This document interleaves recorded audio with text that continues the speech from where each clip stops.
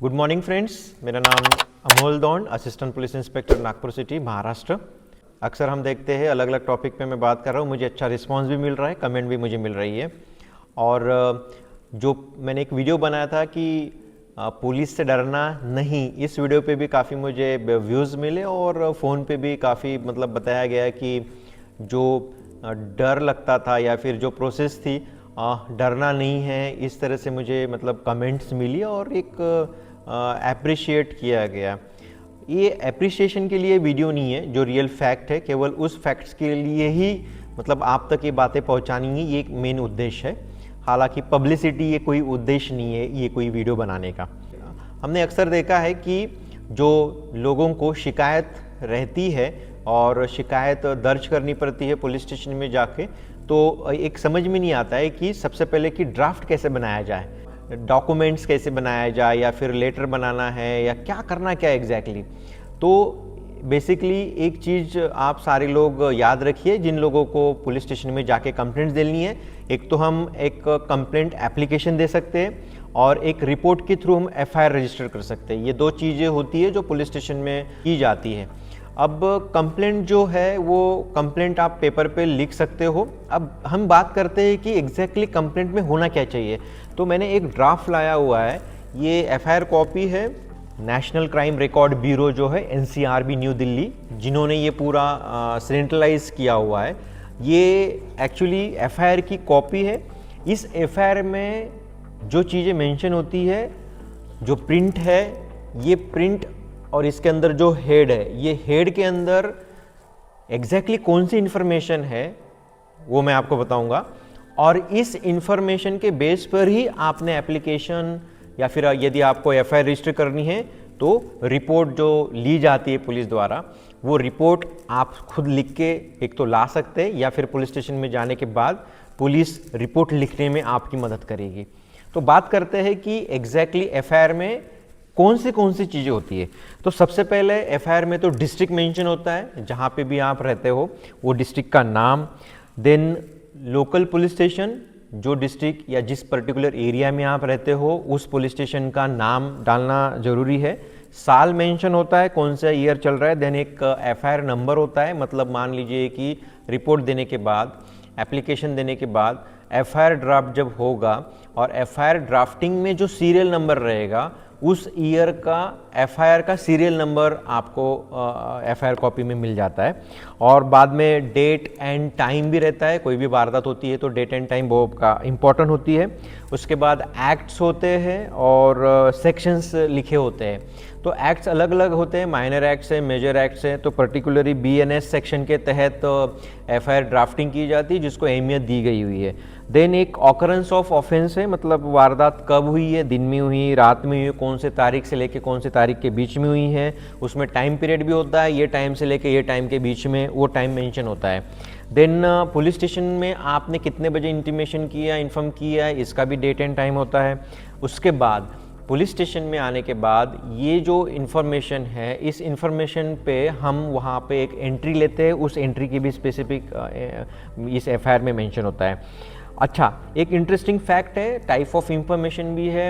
यदि आप ओरली जाते हो और ओरली देने जाने के बाद आप जब पुलिस स्टेशन जाते हो, ओरली जब देते हो तो वहाँ पे पुलिस लिख लेगा या फिर आप भी लिख के लाते हैं। तो एक ओरल टाइप होता है, एक रिटर्न टाइप होता है, और लिख के यदि लाते हैं तो वहाँ पे एक टाइप होता है ओरल और रिटर्न। तो रिटर्न हम मेंशन करते हैं अगर रिटर्न है तो। अच्छा, इंटरेस्टिंग बात है, जहाँ पे आपका घर है या फिर जहाँ पे वो वारदात होती है, वो पुलिस स्टेशन से कितने डिस्टेंस उसका है और कौन से डायरेक्शन में वो जगह है। तो ये ड्राफ्ट पढ़ते बराबर हमारे दिमाग में, जहन में आ जाएगा कि हाँ, नॉर्थ डायरेक्शन को यदि हम लेके चलते हैं तो नॉर्थ डायरेक्शन से लेके कौन से स्पेसिफिक जगह पे ये प्लेस ऑफ ऑकरेंस है। आप देखेंगे जब भी आप कोर्ट जब जाते हो तो जहाँ पे माननीय न्यायाधीश सर जहाँ पे बैठते हैं, वहाँ पे स्पेसिफिक मेंशन होता है कि नॉर्थ डायरेक्शन कहाँ पे है, साउथ कहाँ पे है, ईस्ट कहाँ पे, वेस्ट कहाँ पे है। तो डायरेक्शन का काफ़ी अहमियत होती है। ये पंचनामा से रिलेटेड ये चीज़ें डिटेल में आनी चाहिए आगे, इसके वजह से ये मेंशन किया होता है। देन जो सीन ऑफ प्लेस जो है उसका एड्रेस होता है, और यदि ये सीन ऑफ प्लेस आप जहाँ रहते हो, जहाँ मान लीजिए ये दूसरे डिस्ट्रिक्ट में भी हो या फिर दूसरे थाना क्षेत्र में होता है, वो भी यहाँ पे मेंशन होता है।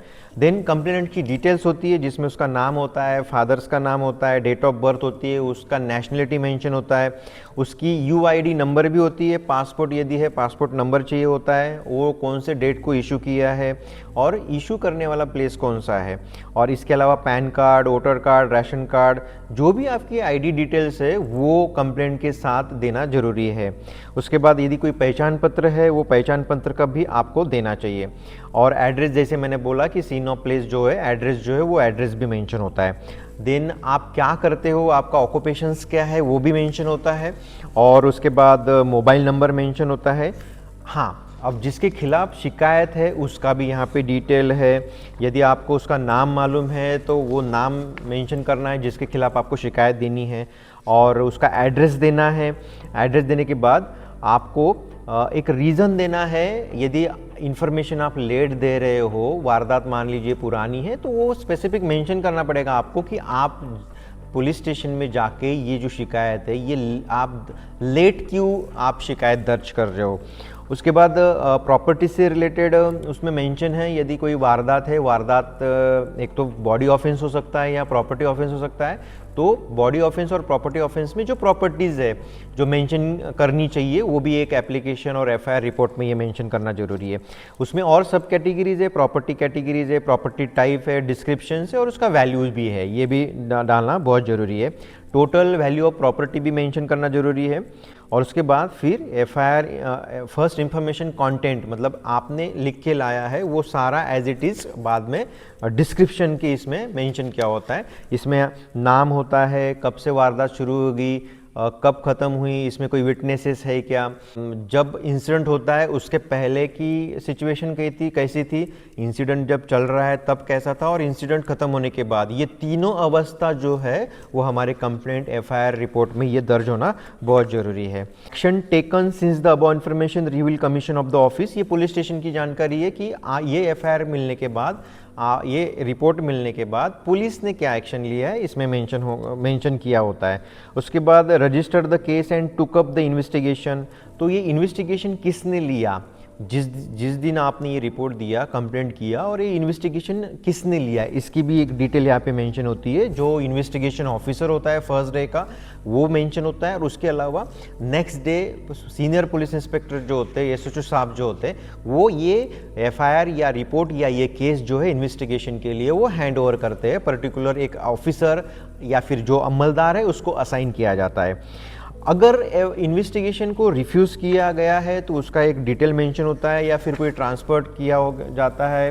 कभी कभी ऐसा भी होता है कि वारदात जो होती है वो लोकल पुलिस स्टेशन से संबंधित नहीं होती है, कोई और दूसरे पुलिस स्टेशन से संबंधित होती है, तो वो मेंशन करना जरूरी है। तो आप चाहे एफआईआर कहीं पे भी रजिस्टर कर सकते हो, एक जगह से, अगर मान लीजिए जहाँ पे प्रॉपर प्लेस नहीं है, आपके वारदात जो है वो ये आप जहाँ रहते हैं वहाँ नहीं है, कोई दूसरे डिस्ट्रिक्ट में या दूसरे पुलिस स्टेशन में हुई है, तब भी आप आपके वो पुलिस स्टेशन में दे सकते हैं, लेकिन उसको थोड़ा वेरीफाई किया जाएगा, एकदम से नहीं करेंगे। और आखिरी में एक मेंशन होता है, जो जब भी आप रिपोर्ट लिखते हो तो वहाँ पे साइन करना जरूरी होती है, साइन और डेट ये लिखना जरूरी है। आप काम क्या करते हैं, व्यवसाय क्या करते हैं, ये भी लिखना जरूरी है। Date and time of dispatch to court, जैसे ही आपने रिपोर्ट दिया, एफआईआर ड्राफ्ट हो गया, वो एफआईआर की कॉपी उसी समय कोर्ट को दूसरे दिन भी चली जाती है, और सीसीटीवीएस से भी वो कोर्ट में भेजी जाती है।